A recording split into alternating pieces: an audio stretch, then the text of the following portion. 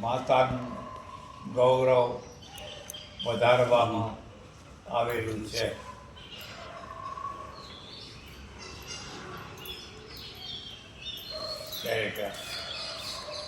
રામદાસજી પણ પોતાની માતા જે હજુ જીવતા હતા તેના દર્શન કરવા ખૂબ ઉતાવળા થયા હતા, એટલે પોતાના ઘરે પહોંચી ગયા. ઘરમાં મોટા ભાઈ ગંગાધર અને તેની પત્ની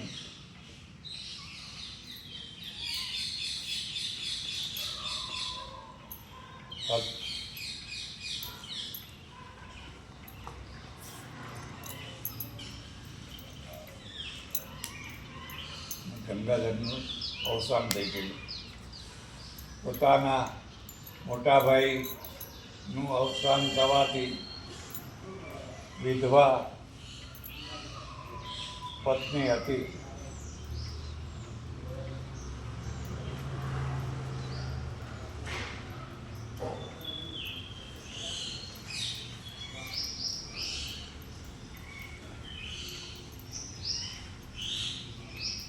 તે સીધા જ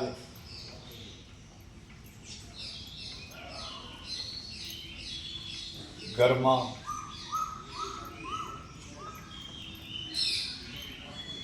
આંગણે જઈને ઊભા રહ્યા અને જય જય શ્રી રઘુવીર સમર્થ પોકાર પાડી પોકાર પાડ્યો.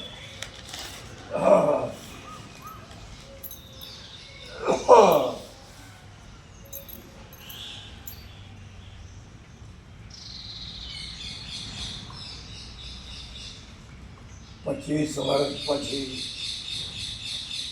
રામદાસ પોતાના વતન જાંબમાં આવેલા,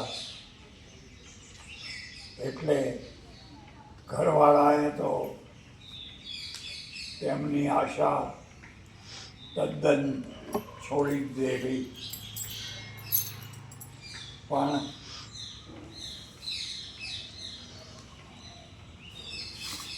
રાણુબાઈ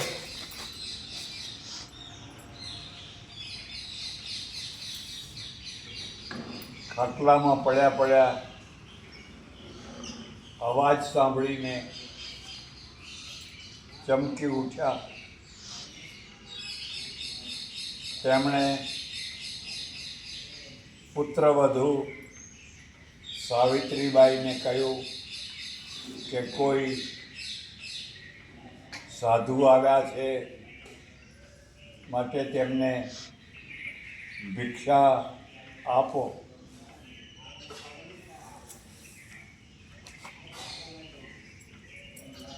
રાણુબાઈ ભિક્ષા લેવા માટે ઘરમાં ગયા, ત્યાં તો રામદાસ પોતે જ સીધા ઘરમાં બેસી ગયા. એટલે સાવિત્રીબાઈ ગુસ્સે થયા અને કહ્યું કે આમ અજાણ્યા ઘરમાં તમે બેસી જાઓ એ ઠીક ના લાગે. ત્યારે રામદાસજી જોતા જ રહી ગયા. થોડી વારમાં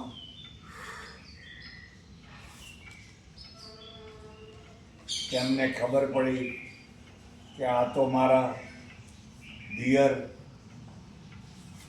નારાયણ અર્થાત રામદાસ આવ્યા છે. રાણુબાઈ એકદમ ઊભા થઈ ગયા. રામદાસ તેમની સમીપમાં ગયા અને પગમાં પડી ગયા. રાણુબાઈ સમજી ગયા કે 25 વર્ષ પછી આ મારો નારાયણ પાછો આવ્યો છે. બેઉના આનંદનો પાર ન રહ્યો.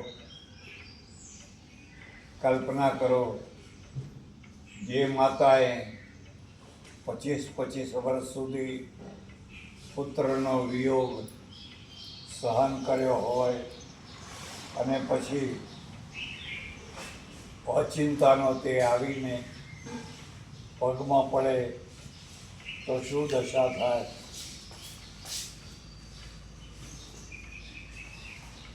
પણ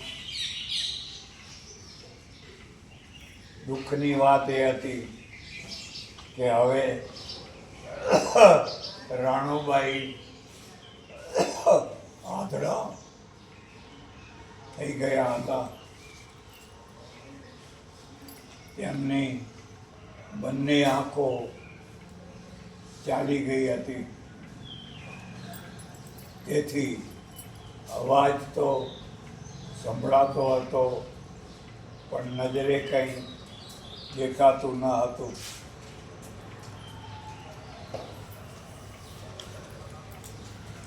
આંખો ચાલ્યા જવાનું એક કારણ હતું પુત્ર વિયોગે રડી રડીને તે આંધળા થયા હતા.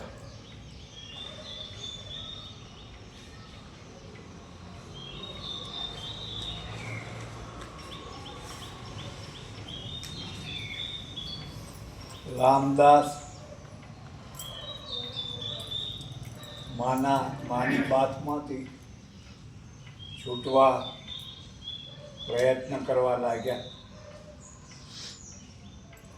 પણ માએ કહ્યું કે હવે હું તને છોડવાની નથી.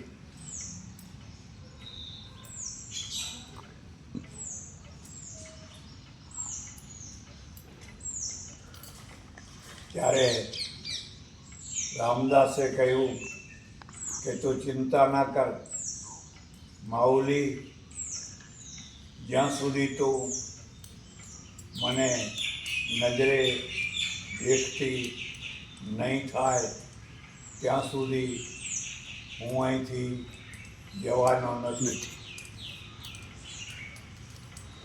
પૂર્વ કહ્યું તેમ રામદાસજી આયુર્વેદના પણ બહુ મોટા નિષ્ણાત હતા. તરત જ તેમણે ઔષધિઓ મગાવી અને ઔષધિઓનો આંખો ઉપર માતાજીની આંખો ઉપર લેપ કરવા માંડ્યો. કહ્યું કે આ લેપથી અને આ ટીપાથી થોડો ચચરાટ થશે પણ તે તું સહન કરી લેજે. કેટલાક દિવસો સુધી આવી રીતે લેપ કરવાથી અને ટીપા નાખવાથી ધીરે ધીરે માતાજીને સારું થવા લાગ્યું.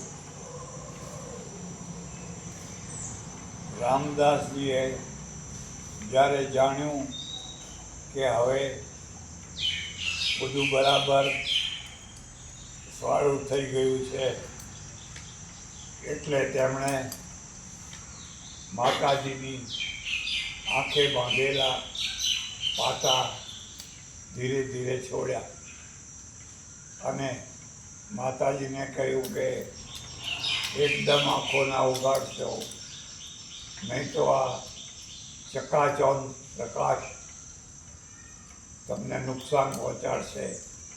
માટે ધીરે ધીરે આંખો ઉગાડજો. આ રીતે માતાજીએ ધીરે ધીરે આંખો ઉગાડી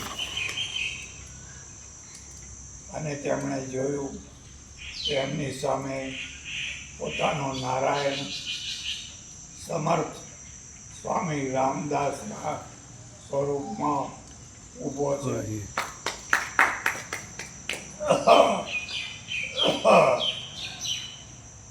આ તેમનો આ રામદાસજીનો બીજો ચમત્કાર હતો. પહેલો ચમત્કાર પેલા શાસ્ત્રીના મર્દાને જીવતું કર્યું તે હતો, અને આ બીજો ચમત્કાર આંધળી બનેલી માતાજીને દેખતી કરી તે હતો. આ રીતે માતાજીને દેખતી કરી અને મોટાભાઈના વંશમાં આગળ વધેલા બે પુત્રો રામ અને શ્યામ બંનેને ખૂબ આશીર્વાદ આપ્યા અને કહ્યું કે તું માતા ખરી, પણ મારી એક બહુ બીજી મોટી માતા છે, તેનું નામ છે ભારત માતા. અને ભારત માતાના કરોડો પુત્રો અત્યારે આંધળા બનીને ગુલામી ભોગવી રહ્યા છે. મારે તેમની આંખો પણ ઉઘાડવી છે, એટલે હવે હું વધારે સમય અહીં રોકાઈ શકીશ નહીં. પેલા ગુલામ બનેલા કરોડો હિન્દુઓની આંખો ઉઘાડવા માટે મારે વિદાય થવું પડશે. આવું કહીને રામદાસજી સૌને નમસ્કાર કરીને કુટુંબ યાત્રા કરીને ચાલતા થયા.